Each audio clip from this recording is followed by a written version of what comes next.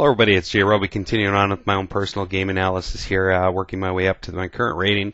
And in this game I was playing white, and I was playing an individual who was rated just over 1600, and at the time that I played this game I was rated about 1543.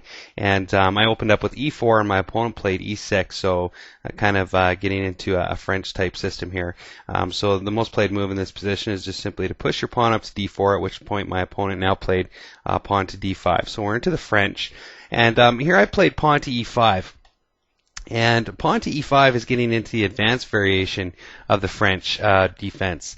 And statistically speaking, it doesn't really favor white as good as some other alternatives. So for example, if I flip back a move here, much better for white in this position is to play knight up to c3.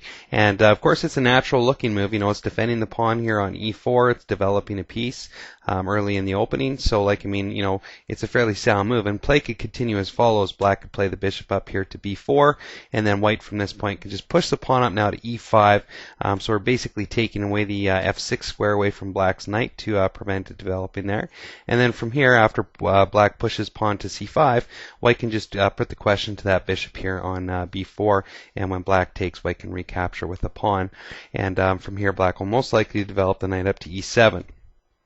Because once again, our pawn is protecting the square on f6. And, you know, this is a fine position for white to be into. And, you know, statistically speaking, like I said, it does a little bit better than pushing the pawn immediately up to e5. So from this position here, though, like I said, I didn't play that. I pushed up to e5 instead. And then from here, my opponent immediately pushed the pawn down now to c5. And in return, I played c3. And so basically all the moves so far have been pawns, which is another thing I don't really particularly care about so far in this line. From here, my opponent brought his queen out very early, queen to b6, and I replied queen to b3. And you know, looking back at the game and just, you know, the moves that have been played so far, I'm definitely not happy about it. I think that queen to b3, obviously, you know, it's offering up a queen trade, but you know, why is there a queen trade being offered up in this position? Was the first question that I asked myself. It definitely wasn't necessary. If I go back one move here, a better move would have been just to play knight up to f3. And I'm giving the pawn on d4 another defender. I'm continuing on with development. And, you know, we're still in a struggle for space. And one of the things that I've learned in my own personal study is that, you know, if you do end up having more space, you don't want to trade down pieces because, you know, you can take advantage of the space that you have built up with them, you know, when you have more pieces on the board, whereas your opponent, when they're cramped down, would really like you to trade off pieces because, you know, when they don't have much space, the less pieces there are on the board, you know, it's not so much of a liability for them to not have a space advantage. So from here, play could continue knight to c6, and then I could just play the bishop up to e2, preparing to castle at some point, and then when black makes the trades in the center and develops its knight, I can swing the knight up here to c3, and this is a, you know, definitely a workable position. For both sides actually, but it's definitely a lot better than playing queen to b3, because after I played that, my opponent of course took, and when I recaptured with my pawn, my opponent took the pawn here on d4 and I recaptured, and now I have doubled up pawns on the b file. So I've hurt my position. You know, arguably doubled up pawns isn't necessarily a bad thing in some positions, but I would say in this position it's not a good thing at all.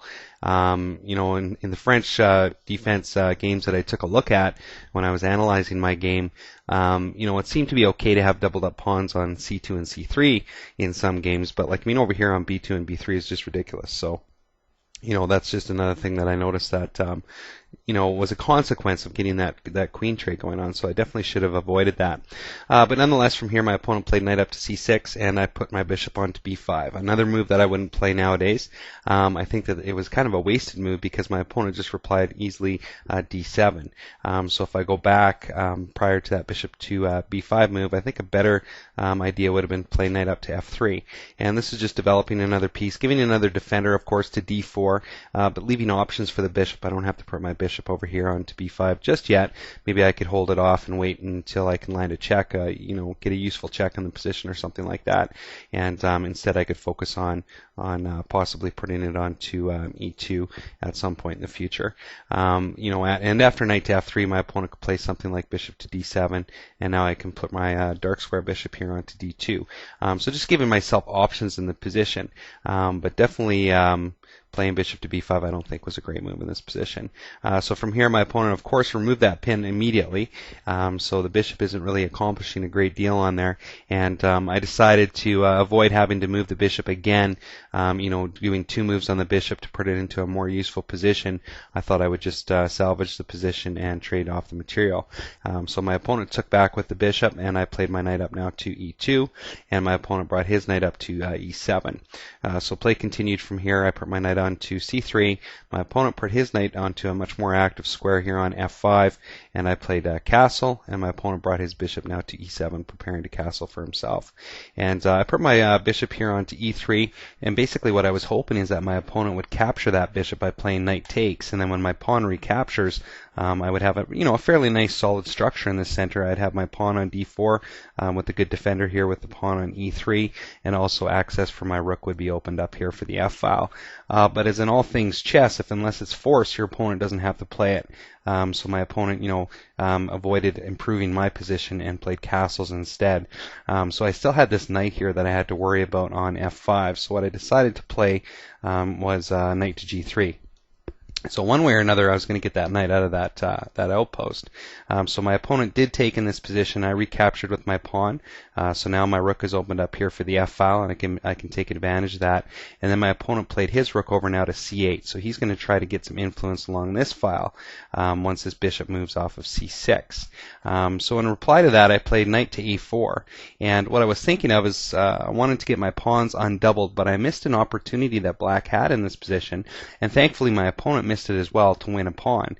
Basically, it would go like this. Bishop takes here on a4. When I recapture, the rook now comes down into c2, and I've got some big problems.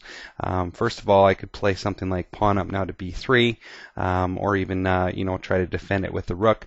But here, my opponent could just play rook now to c3, and once I defend that bishop, there goes the pawn there in that particular position. But thankfully, my opponent missed that. So after I played knight to a4, instead he played pawn now to h6, basically taking away some scope that I had here on my bishop from accessing, say, for example, g5 in the future.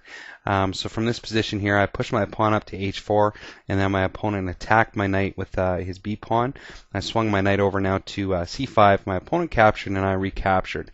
And one thing that really stands out about the position here to me, and as well as the game progresses, is that a lot of my pawns are on dark squares, and he's got his light square bishop, and a lot of his pawns are on light squares, and I have my dark square bishop. So it's looking very drawish at this point in time. But play continued anyway. Pawn push here to b4. I played my rook up to f4, and my opponent pushed his pawn now to a5, giving his b pawn another defender. From here, I pushed my rook over now to g4, and my opponent played king over now to h7. And from here, I just brought my rook back to f4. So when I was looking at the game, this told me I didn't really have much of a plan. So from here, my opponent played his king back now to g8, and I pushed my pawn up now to g4. I wanted to try to get into some kingside activity. From here, my opponent brought his rook over now to f8, and I pushed my pawn up. My opponent didn't take, though, just pushed his pawn down to h5, and so I basically forced the issue and pushed my pawn up and recaptured. From here, my opponent pushed the pawn up now to g6, and I pushed my pawn up to h5 because I knew if the pawn were to take, I could swing my rook over to h4 and snag up that pawn. One thing, though, that I should point out is that my king right now isn't on the most ideal square here for kingside activity, because unfortunately it's blocking the rook's access to hit h1. Or even g1 if required. So I kind of pushed and forced this issue a little bit too early. I think I should have tried to restructure my pieces a little bit better. So from here anyway, my opponent did take. I swung my rook over. He brought his king up, and I took that pawn. But now without two rooks here supporting on the h-file, all my opponent had to do was play his rook over to h8. And given that I couldn't get my other rook over quick enough, I decided to trade. And when my opponent captured, I brought my rook over here to f1, attacking that undefended pawn. My opponent put his king onto g7 to protect that. And then I just played bishop over now to d2. As you can see here, there's not much point in moving it anywhere, so I'm not even sure what I was thinking at the time. He brought his rook over to the c file, and I put my bishop back to defend this pawn. And unfortunately for me, my opponent played rook over to a8, but if I flip back a move here, my opponent had a very strong move in the position that could have created a winning position for him, and it would have been rook over to h8. And I've got a lot of weaknesses in my position that my opponent could take advantage of. For example, if I were to play rook up to, say, for example, f6, my opponent can play rook down now to h3. And from this position here, I'm in a lot of trouble. I can swing the bishop off to d4, but my opponent just starts to eat up these pawns, and there's not much that I'm going to be able to do about it. And the beauty of the position is that after the rook goes over to h8, let's say I try to get smart and prevent the rook from coming down. Well, my opponent has a beautiful discovered check here and just plays the pawn down to d4. Unfortunately, my king is in check, so I have to do something about that. So if I move my king off to, say, for example, f2, my opponent checks, and when I move my king off to g3, he can check again, and then when my king peels off, there goes the bishop. So just a horrible position to get into there.